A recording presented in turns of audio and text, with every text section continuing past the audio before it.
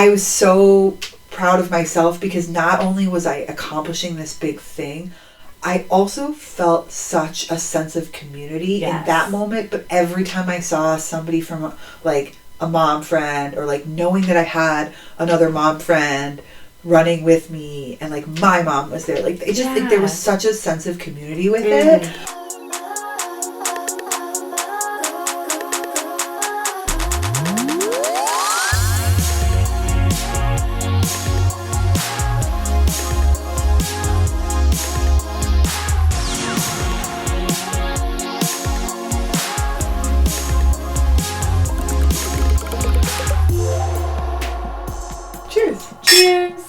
Hey guys, I'm Meg. And I'm Mare. And welcome to another episode of Moms Off Script. Tonight we are getting into the story of Meg and her running journey. This is something I #cannot relate to because I am not a runner. But we are going to go deep into your running past and talk about all those things. I can't wait to get into hearing about how you got into running, what you're doing now. We're going to talk about your marathon. But before we get into that, you know what I want to talk about? Hold on. Before we want to talk about that, I just want to go on record to say, I know you're not a runner, but let's all refer back to last week's episode. Miracle will run a 5K with me at some point in her life. That won't make me a runner. That will make me a reluctant That runner. will make you a runner. It will make me your friend that I will do out of my friendship with you, not out of a desire to run. You're so supportive. There, now I'm held accountable to that. Okay, now can we talk about what I want to talk about? Yeah, let's talk about whatever you want to talk about. I want to talk about Heated Rivalry. Oh my gosh, because you finally watched it. Finally watched it. You're so far behind. I know I'm late to the party, but we went on my trip to Florida. I could watch it on the plane. So it was perfect because it was 3 hours there, 3 hours back, 6 episodes. You watched that on a plane? I did, but let me tell you what I did. I was in the middle seat, and my husband was in the window seat. So I kind of like angled and leaned on him so that the phone looked more facing him. And then I had my foot up on next to me. So I was like, I had like a knee barrier. It wasn't like the screen on the No, back. my God, I had it on my phone. Got it. Absolutely not. Oh, so okay. I had a knee barrier on my right, and then I was kind of angled towards my husband on my left, who was not watching it. He was watching the Olympics. So it was a very private setup, and it was effective. I don't think anyone other than my husband knew what I was watching, and I loved it. Capital L, loved it. It's so good. We know I am a romantic-y girly through and through. Yes. I love me a smutty book. Mm-hmm. Sign me up 10 out of 10 times. Have you read the books? No, I have not. Okay. I won't say I probably will because I loved the show, so I feel like I got what I needed out of the story. I don't necessarily feel like sometimes I watch a show and I'm like, that was so great, I need more, I'm going to go to the book and get the full experience, but I felt like I got the full experience even from the show. So you know the books are a series, though, yes, right? that there's like 8 of them. Yeah, but with different stories. Correct. Yeah. Yes. I'm not ruling it out. Okay. I'm just saying I've had my fill for now. Loved it. I sobbed. Spoilers. I sobbed my eyes out when Kip came down on the ice and kissed Scott. Oh, yeah. Oh, my God. As soon as he started looking around the ice, he's like, holds up the cup, hands it off. He sees all the other families coming down. He's like looking around for Kip. I was like, he's going to fall on the ice, going to go down the ice, and they're going to kiss. I couldn't hold myself together. Oh, yeah. Sobbed my eyes out. And then the last episode with them at the cottage, I was just like, my heart was just exploding. And like, all of it was so lovely. And then his interaction with his parents at the end, with him coming out and like their reactions and how supportive they were. And like, confused and surprised, but then supportive. Like, it just felt so real and so honest. And especially the interaction with him and his mom. Oh, yeah, it was so good. He felt this need to be like, I'm sorry. And she was like, what are you talking about? And they just had this amazing moment. Yeah. Your turn. What did you think? Well, you said it all. What was your favorite moment? Well, I mean, episode 5 is like the turning point, and I think that scene that you described, the whole sequence of events, I think is Emmy-worthy. I think that episode itself is Emmy-worthy, and I think like Connor Story's acting in the moment that comes after that scene is completely insane. I think my favorite, I mean, obviously, so the line that I'm referring to is, I'm coming to the cottage. My favorite scene of the entire season was when Ilya goes back to Russia and he's on the phone with Shane, and Shane doesn't know what this relationship is or where it's going, but he knows how he feels, but like it's just so conflicting and confusing for him. Even just his identity is confusing to him. He's still processing all of it. But he loves Ilya, and he wants to find a way to connect with him in this moment and ask him to speak in Russian. And everything that Ilya says is exactly what Shane needs to hear but doesn't know. And it's just this beautiful scene where, like, even as the person watching the show, everything connects. Yes. Because even watching the show, if you don't know, if you haven't read the book, right, like, this could still be, like, a hookup situation. Yeah, we didn't know where it was you don't going. know where it's going. And so it's this moment of clarity for Shane, for Ilya, for the viewer, for the audience. Episode 5 is clearly the best episode, as from a writing, acting, pivotal moments in a storyline. And then, obviously, the cottage episode is, like, one of the greatest episodes in television history. Were you the one that told me that he learned Russian in, like, 3 weeks? Yeah. That's insane to me, especially considering that scene that you were just talking about. Yeah. Like, the emotion and the feel that he could put into that with a language he had just learned. Mind-blowing to me. Yeah. The last thing I want to shout out is the Rose character. Who dates Shane for the period of time, and then, like, essentially...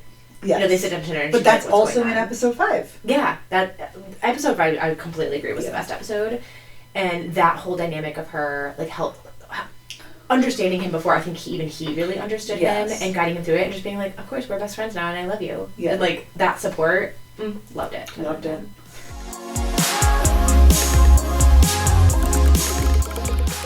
All right, Meg, are you ready to get into marathon and running and all the things? I guess so. Let's do it. Because we've talked about in your history before about your athletic upbringing and the family and all of that, and you've really found your stride in the water and with diving.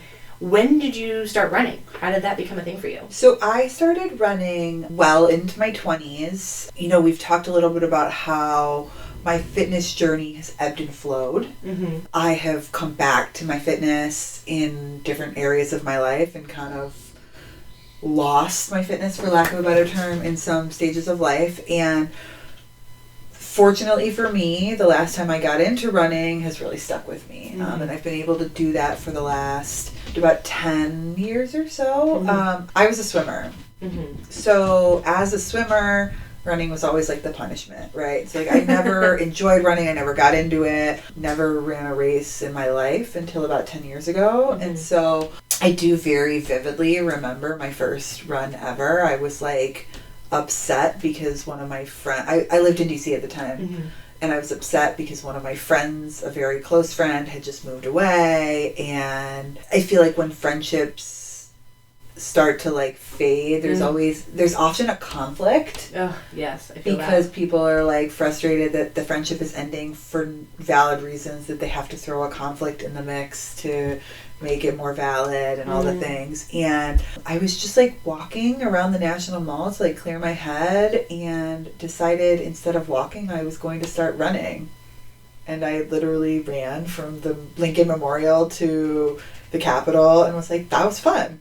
I feel really good. Also, at that same time, I was living in DC, and my aunt, who lived in Annapolis, she was really into running, and I knew that. And I kind of like called her within that week or two and was like, okay, I did it. Like I went for a run. I was kind of hooked and started running with Liz a bunch. Liz is your aunt. Liz is my aunt. And I had a couple former athletes that I had been coached, that still lived in the DC area, that I had coached, that also was trying to maintain fitness post-college, mm-hmm. Who I kind of started like a little run group with. Mm-hmm. So during my time in DC was really where I kickstarted my running journey. One of the things I love about running and why I was able to really dive into it in DC was it allows you to really get a different point of view and like an aesthetic view of a city that you don't normally get while you're driving around or like sightseeing, for lack of a better term. I am someone who my entire life has loved maps. Like driving, I love to drive because I like directions. I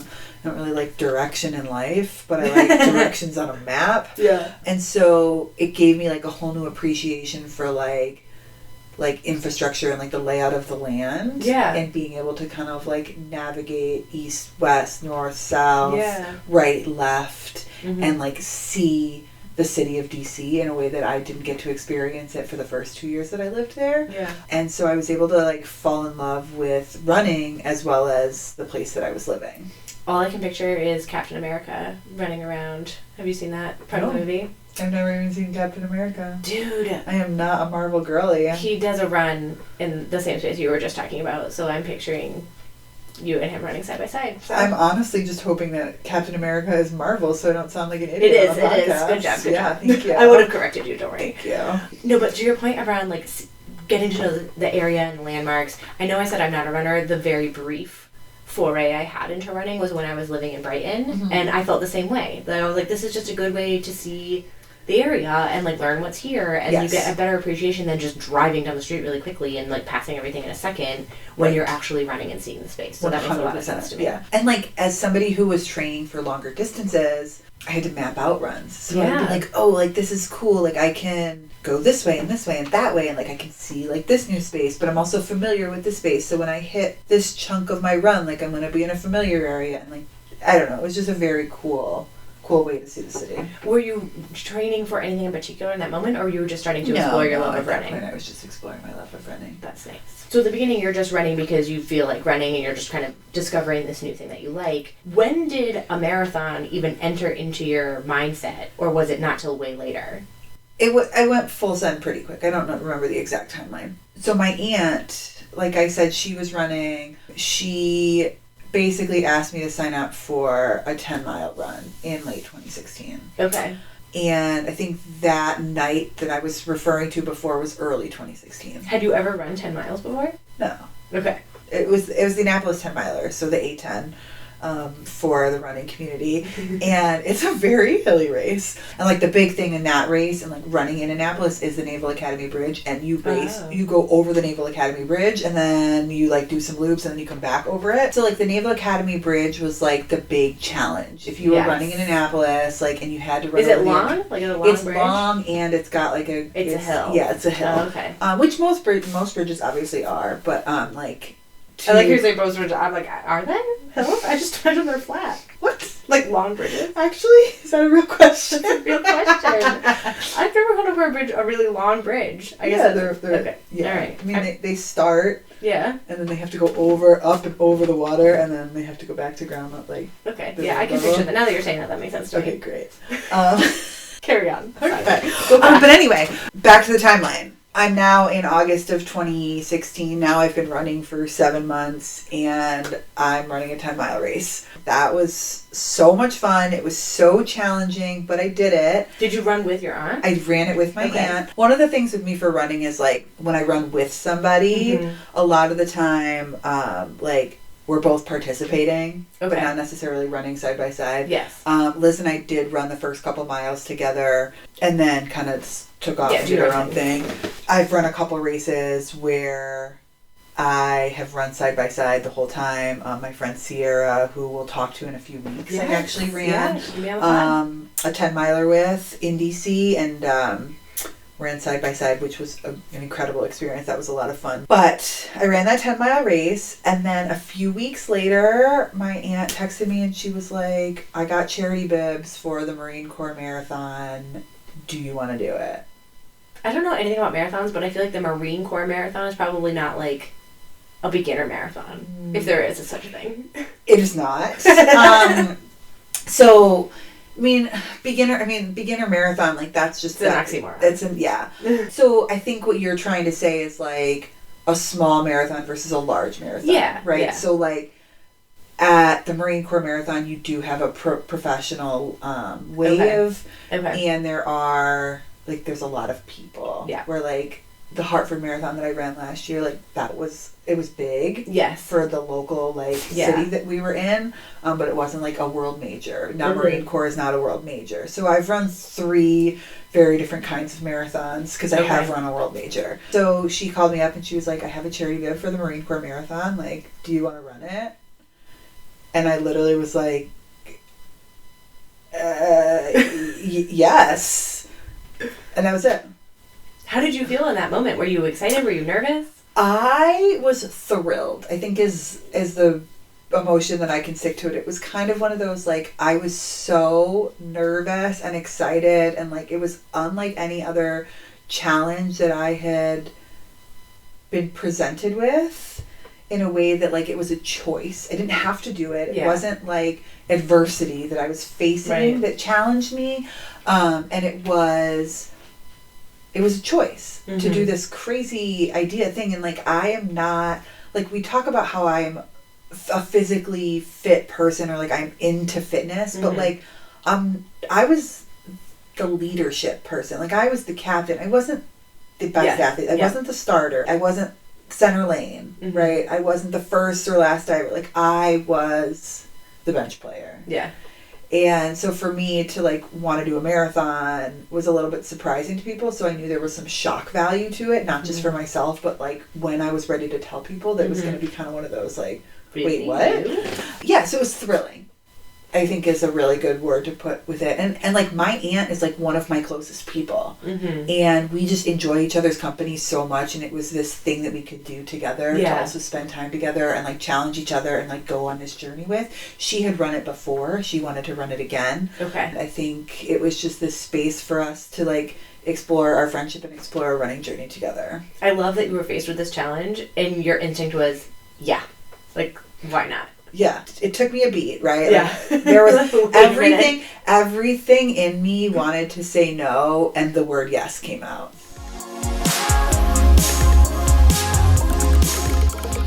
So you've got your first marathon in the books, or like planned. Yeah. How did you go about preparing for that? So I did a couple different things. I mean, the first big one was I signed up for a half marathon that was about 6 to 7 weeks before the marathon, so it like fit in my training cycle. Okay. And that was also in DC, so it ran about a third of the marathon course. So that was kind of just to test. A good preview. It was just a preview.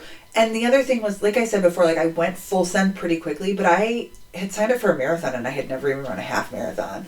So right out the gate. So I felt like it was only like linear to run a half marathon first, and I was able to do that. So I set up a training block with a Hal Higdon training plan, which they are the best training plans out there. Like, if you this is a person who has written training blocks, training plans, and he's got like novice all the way to like super advanced, and I still use his training blocks to this day. I have expanded on them a little bit, but if you don't know where to start with running, his website's a great resource, and it just gives you an 18 to 20 week block, depending on what level you're at, whether it's novice, so just like novice 1, novice 2, novice 3. Like, it's kind of like, it's definitely not a choose your own adventure, but it's definitely a choose your own skill level, and like fit in what your lifestyle fits. So I did one of his training blocks, and I really kind of stuck to it. I had to really change my mindset about like getting up early and making sure I was getting the workouts in, because I still had my job, and I was like trying to balance like training for a marathon and like working a full-time job and working a part-time job on top of that. And this is before you were married or anything? This is before I was married. Like, I was single. You had a lot going on, but... I had a lot going on, but I was single, living in a city, enjoying my life. Like, it wasn't... Like, my only priority was my job at that point. Yeah, it was just really, like, figuring out how to maintain a training block. And I think what helped me with that was putting it into perspective from my athletic background. Most marathon training blocks are anywhere between 16 and 20 weeks, depending on what level you're at. So I participated in a winter sport, which at the time in the NCAA was still weeks. So all winter sports are congruent. So you start and you end. So it's 19 weeks straight. Or like fall and spring. So it was a season for you. It was a season, right? Yeah. So I like fall and spring sports like break it up, so you have like 13 and 6 or whatever. But yeah, it was a full college season essentially. So I knew that I could commit to something for that amount of time. That's a good way to think And it was just a matter of like doing that and being like, I don't have somebody to hold me accountable besides myself, or my aunt, or like my friends that know I'm signing up for it. And the running joke in the marathon community is really like, you sign up for a marathon so you can tell people you're running a marathon. And I do, while that is very true, I do think there's like accountability and like truth to that in the sense of like, if I tell enough people, I gotta do it. Someone in that group is going to hold me accountable. Yeah. I essentially had this mindset of like, just keep running. Mm-hmm. Get as many runs in as you can. I was lifting here and there. One of my other strategies was to buddy up. I found people that could run similar paces with me that weren't necessarily training for the race, that would run 3 of my 6 miles with me, things like that. People that I could, convince to wake up at 5:30 in the morning and run with me. Now, you get to the actual marathon. Mm-hmm. How did the actual experience of running compare to your expectations? Okay, so my first marathon was a ride. It was wild. It was so much fun. Mm-hmm. Like, overall, it was an absolute blast. I obviously had no idea what to expect because it was my first marathon. It was really hot. Oh, no, we don't want that. It was hot. Don't you want, like, 50 degrees for a marathon? Yeah. It was very hot and very sunny. And I threw up at mile 15. Oh, God. Really? And then you just kept running after that? Yeah. Oh, my God. I threw up again at mile 17. This is why I'm not cut out for running. I made the huge mistake. And people go use the porta potties all the time. But I hadn't practiced using a porta potty. And it's hot. And I was wearing leggings. So I made the mistake of using the porta potty because I thought I had to go to the bathroom, which I did. But my pants, I couldn't get them back up. I was so sweaty and delirious. These are things I would never think So this is at mile, 18 or 19. And then around mile 20, I would like to remind you that you said at the top that this was fun. And you threw up twice. And you had trouble getting your pants I got back stuck on. in the bathroom. Carry on. I called my parents around mile 21, which was where the last check mark was. Okay. So a lot of races have a spot that you have to get to before a certain time, or you get picked up by the pace car. Okay. Or they have a pace car that Okay. So the Marine Corps Marathon has a checkpoint. I don't remember if it's 21 or 22, but it's around one of the bridges that goes up and down. Thank you for that. And I called my parents because I had passed the checkpoint. Okay, so you weren't And gonna I get just picked up. remember I'm gonna finish. being like, I'm gonna finish. I just need, I'm blacked out. I'm literally blacked out right now. I need to talk to somebody. I remember my dad asking me, what was the last Taylor Swift song you listened to? Mm-hmm. And then, just getting, chit chat out of my parents to, get me through that mile. I don't remember much of mile, 22 to 24.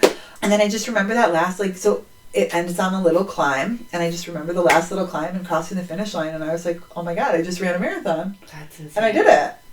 Oh my God. What did you do after? My friends were in town, so Matt, who we'll hear on the podcast in a couple weeks, he was in town and watching, and my friend Kim came to watch. Back then there were these little smart cars in DC that you could Bluetooth into, and I drove us to a burger joint, and we ate burgers and had beer. I love that. And Liz was waiting for me at the finish line. There was a free bacon truck, so we got some bacon at the end. We were both pretty wiped, and she had her hour drive home, so we kind of just split and did our thing. We celebrated for a little bit together, and then I went and grabbed a burger and a beer and went to bed.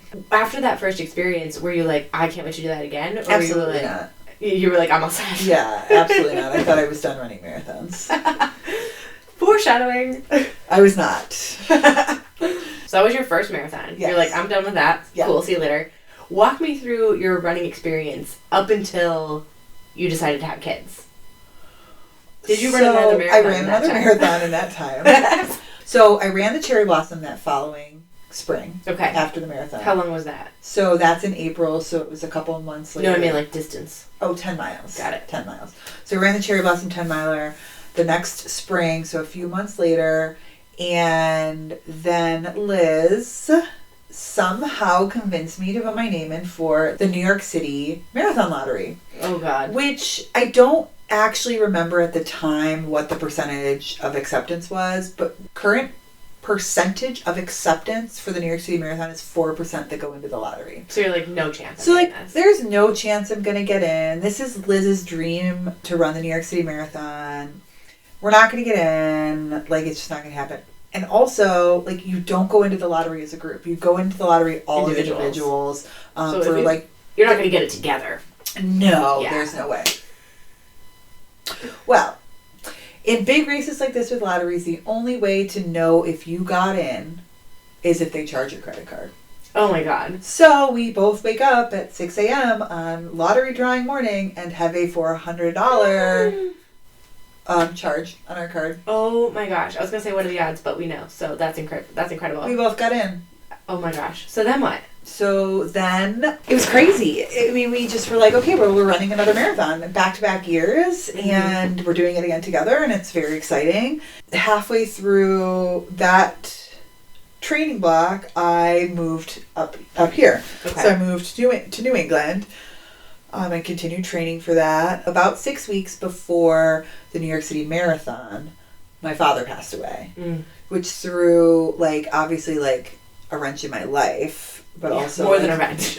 But also derailed my marathon training a little bit. Yeah. But it did give me a lot to focus on during that time of grief. Some anchor point. Yeah, and it was something to kind of hold on to in a time that felt really challenging, and I was really relying on my family a lot, but I also had this thing that I wanted to maintain, and I wanted to make sure that I continued to push through. Yeah. And didn't allow my grief to overtake this in a way that was negative. I think that had my grief overtaken it, it would have been acceptable and totally understandable and all the things. But I had this thing that I needed to prove to myself that I could continue to push and I could continue to grieve through this process. And the New York City Marathon to this day is my PR marathon. Oh my gosh. The race itself was beautiful for me. It was a beautiful day. Every single picture you see of me running it, I have the biggest grin on my face. We're gonna need some of those pictures. It was a magical day. I mean, it was obviously there was a lot there. And a lot that I kind of had to work through once it was over. Yeah. I did also have that similar feeling when it was over, I'm never going to run a marathon again. I did it. I made it. I did this thing. But yeah, I mean, it was to run my fastest marathon in a world major course 6 weeks or 7 weeks after my dad passed away. It was just this crazy accomplishment that I'm so grateful that I had the experience to do. And it gave me such an appreciation for my body and my ability to overcome challenges, as well as put myself through these challenging situations. And my body can do a lot, and I think that led me to this place when I did finally settle down with my husband and decide to have kids, that I trusted my body to do things not just have a baby, but also try to have a baby 6 months later. You know what I mean? Yeah. And I think that there was a lot that I took from that race, not just that helped me with the grief and that helped me with learning about my body with running, but I learned a lot about who I was during that marathon. Yeah.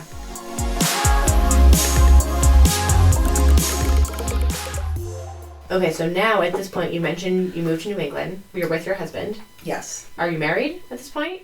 At which point? When you ran New York. Oh, we hadn't met yet. Oh, you hadn't met yet. Okay, no. So you I went on my first date with my husband.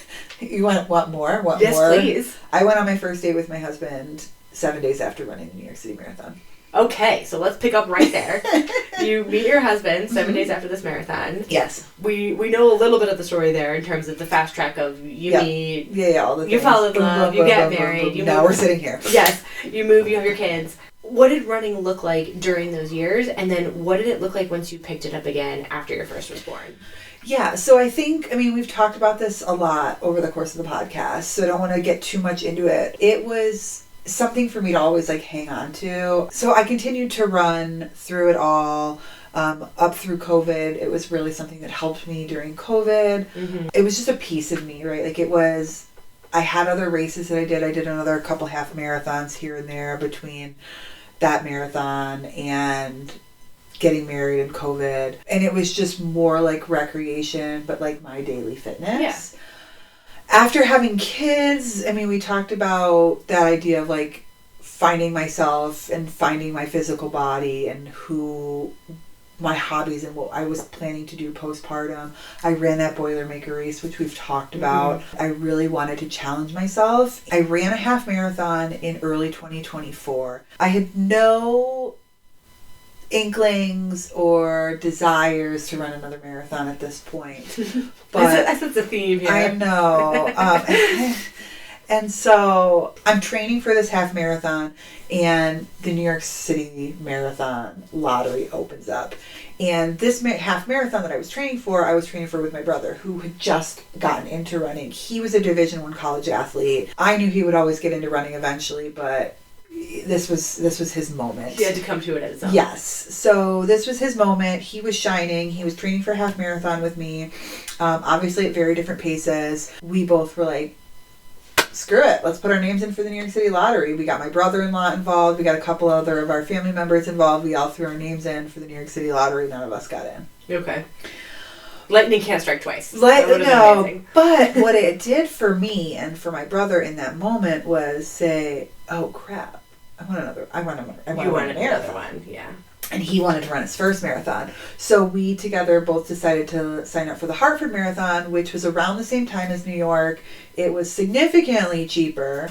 There's a lot to say about smaller local races. Like, I could give a whole podcast episode on like running, like the different kinds of marathons. But the small races are really cool. And Hartford by no means is not small. I know there's a lot smaller races out there. It was a perfect size for what we were looking for.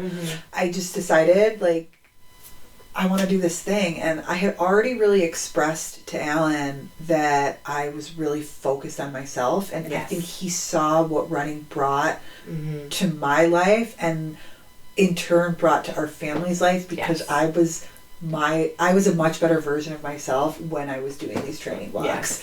And I was able to bring so much more into our home in a way that, like, my mental health was more stable, my energy level was more stable. I had structure in a way that necessarily you can't always have with toddlers or tiny humans running around or a new marriage that you're trying to navigate. I think he really recognized what it did for me and why I couldn't stop doing it. And so I said, we're going to sign up for this marathon. I'm going to need your full support. Like, I'm going to need to be able to do these long runs and do these things. And you're going to have to pick up the slack so that I can pursue this. The deal was really like, I will do as much as I can to alleviate the slack. Like, I will run at 4 a.m. if that means like, you're not gonna be like middle of the day bedtime. Right. So like we really worked it out so that it felt equitable and fair on my end, that I was able to do this thing that I needed for my life and my well-being. But I was also still contributing and participating in our family. I love that there were two things happening there. One, Alan's recognition of not only was this good for you, but it was good for the entire family. Like, you could show up as your best self for everyone when you were able to do this, and he was supportive of that. And then also there was like a logistics conversation. Of like, how do we make this happen? Because when you're a parent, you can't just be like, oh, I'm going to go for a run in the morning, right? Like, there is effort that has to go into making this happen, and that you both came to the table to figure out how to make that work. Right. And everything prior to the marathon stuff, like, the other races that I had run since we had kids, like, definitely took logistical conversations. So we had practice at that piece. But the marathon training is so much more intense than even a half marathon at this point. And so, and also, like we've said before, I'm a slow runner. So not that I don't think it's easier to train at any pace. Like, running a marathon is challenging, and training for a marathon is hard no matter what you do. But the downside of being a slow runner in this situation is that my long runs add up so much quicker, right? So, like, just for an example, and my brother is very fast. So, like, my brother, who can go out and run a 10-mile run in an hour and 20 minutes, like, a 10-mile run for me is like a 2.5-hour time block. And so it's just that there's like a whole other logistical piece to it. It's not like a quick workout. You've got to like really plan for it. Like, I had Saturdays where I was like, okay, like, I have a 5-hour run today, like, And then I think the other piece to that is I then had to be mom all day. Yes, you couldn't just come home because and veg the logistical conversation was, I have a long run, like, you need to pick up the slack because I'm not physically here. Right. But when I'm physically present, like, we're in normal life. Yes. Now, if I needed a break or if I needed, a recovery, well, like, even like a recovery, like if I had a bad run or if like I ran an 18-mile run and like needed to nap during nap time or needed like another outlet or whatever, like that was obviously like on the table and like like worth the conversation. Yeah. But I mean, like, I would finish an 18-mile run and I would come home and play mom. Or one of the things that I loved that we started to do was I would set a destination and say, like, okay, we're going to go to the apple orchard. Like, I'll do my 17-mile run and loop it in a way that it ends the apple orchard. And I'll text you at mile 15 and tell you that I'm, 20 minutes out. Meet you there. And that was actually really fun. I was going to say, that's awesome. That was very fun. I think we were a party to those a couple of times, either meeting at the park or the orchard or the ice cream shop or whatever it was, and that was always fun. Yes, because I'd like roll up and then I'd like feel like a badass and I'd be like, yeah. I just ran a casual 20 miles. I just ran 20 miles here. Like, we live 8 miles down the road. How did you run 20 miles? Why did you run 20 miles here?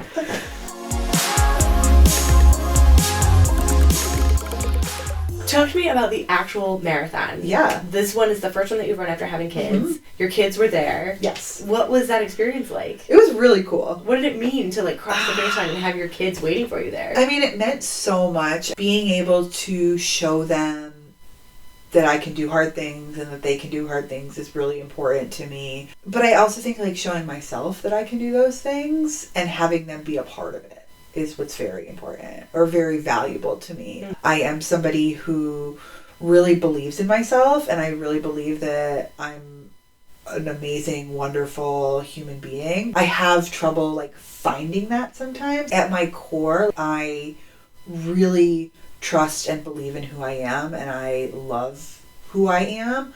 But I think a lot of the time my surface level stuff, it's hard to like dig through and like get to that place. So to be able to cross the finish line with not only my husband and my kids there, but my brother was there and he had crossed the finish line and he hung out and waited for me. My mom came up and supported me through that. I had another friend that ran the race who waited there for me. That was huge. And then the other piece was we had just formed our big mom group, and like we were really in it at that point. Like we were like 2 or 3 years into this neighborhood mom group, and we had all kind of started to go on our own fitness journeys, rediscovery, like, because now all our kids were toddlers at this point. Yes. And so, at least the older ones were. Yeah, and so everyone in our little group had really been starting to find themselves in different areas of their life, in different ways. And there were a bunch of you guys that showed up at different places of the course, which was so cool. I actually saw you twice, once on accident. And I think, Meg, I know, and actually, I don't know if you noticed or if we've ever talked about this, but when I saw you on the course, I started sobbing. I was sobbing. We were like, I was so proud of myself because not only was I accomplishing this big thing, I also felt such a sense of community in that moment. But every time I saw a mom friend, knowing that I had another mom friend running with me, my mom was there. Like, I just think there was such a sense of community with it. And it was a sense of, I built this. Yeah. I did this. Like, I trained for this race. I have had these kids and built this relationship with my husband that has allowed both of us to do this thing today. I have been part of this structure that has built this community where these groups of women are supporting each other and bringing their kids out to watch another woman do this amazing thing. And there was such gratitude for that day. My race itself was not what I wanted, which was really hard to work through because it was a whole mixed bag of emotion. The pride and the gratitude piece came through so much more for me.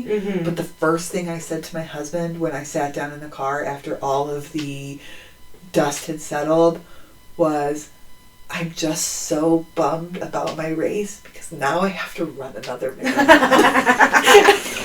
So, wait, but for the record, this is the first time you finished a marathon and didn't say, I'm never running one again.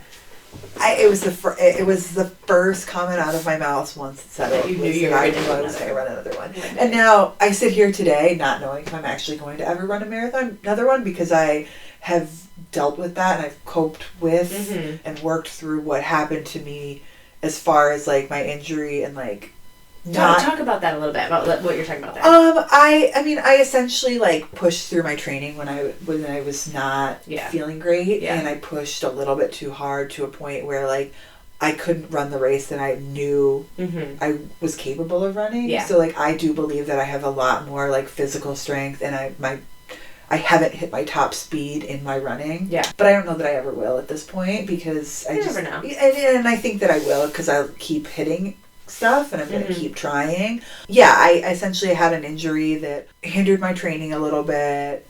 I kind of went back and forth on whether I was even going to start the race. So starting the race was like a huge accomplishment, and it was not my slowest marathon ever. It was not my fastest, and I definitely beat my C goal. What is that? So my A goal was like a specific time. Like, if I missed that, like what's like like I can like fall back on.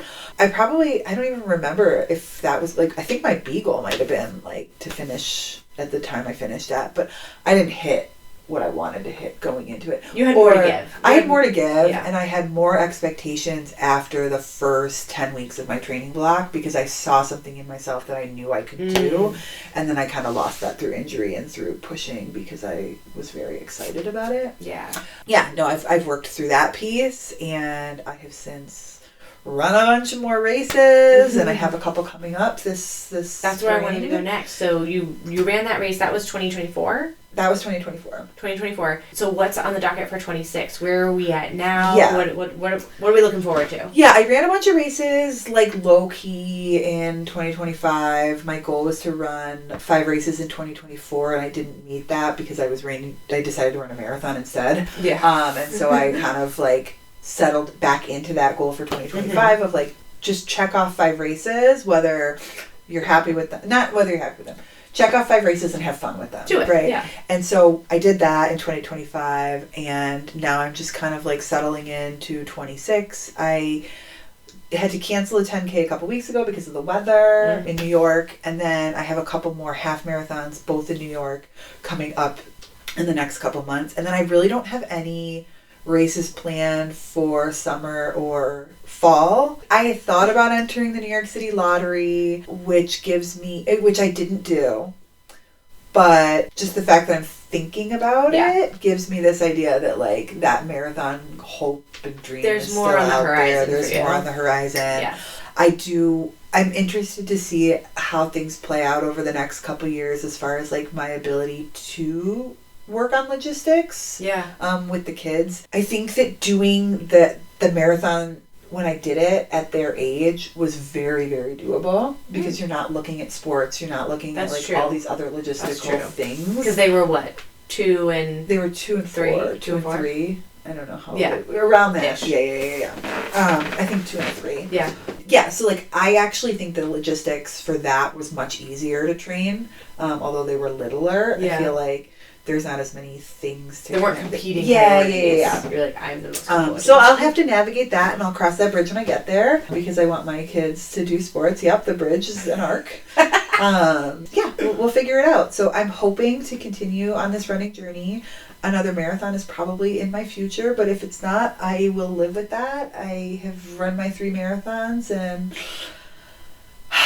That's 3 more than I'll ever run. I just know I can run sub 5:30, and I want to do it. If there's one thing I know about you, if you have a like I'm gonna do this goal, I don't know when it's gonna happen, but it's gonna happen. And I say sub 5:30, but to be very honest with you, part of what broke my heart during that marathon block for the Hartford Marathon was I'm pretty sure my body is capable of going sub 5. I hope that I can find a way to work towards that. Maybe it's not until my kids are in college, but I'll get there. It's never too late. It's never too late.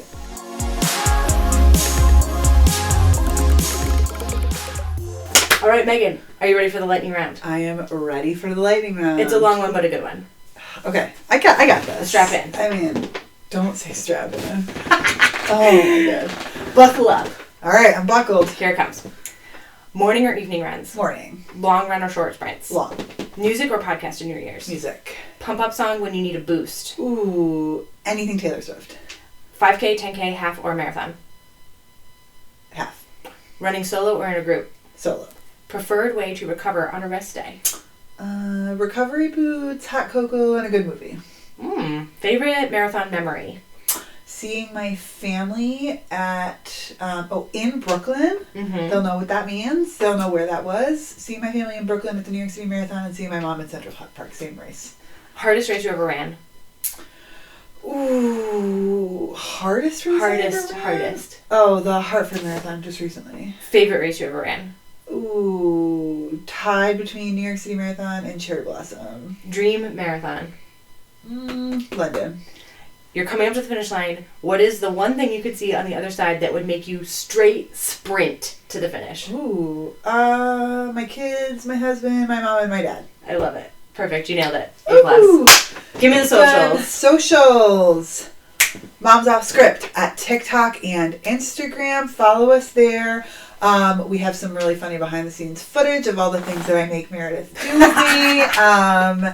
And you can reach us by email, momsoffscript@gmail.com. There, we'd love to hear all of your running stories or your hobbies, whatever you guys are into. We have runners that listen to this, so I want to hear from them. All right, let's hear from you guys. Let me know about your marathon experiences or any other race experience. Love to chat with you guys. So send us your emails. You can also text us via the show notes here. And we would love to hear from you guys. So follow along. And thank you guys so much for tuning in every week. We drop new episodes every Thursday. Bye. Moms Off Script is created and developed by Megg Abelein and Meredith Finch. Set design and videography, Megg Abelein and Meredith Finch. Music, Matt Beebe. Photography, Michelle Montinieri. Graphic design, Alexia Dulieu. This episode is edited and produced by Meredith Finch.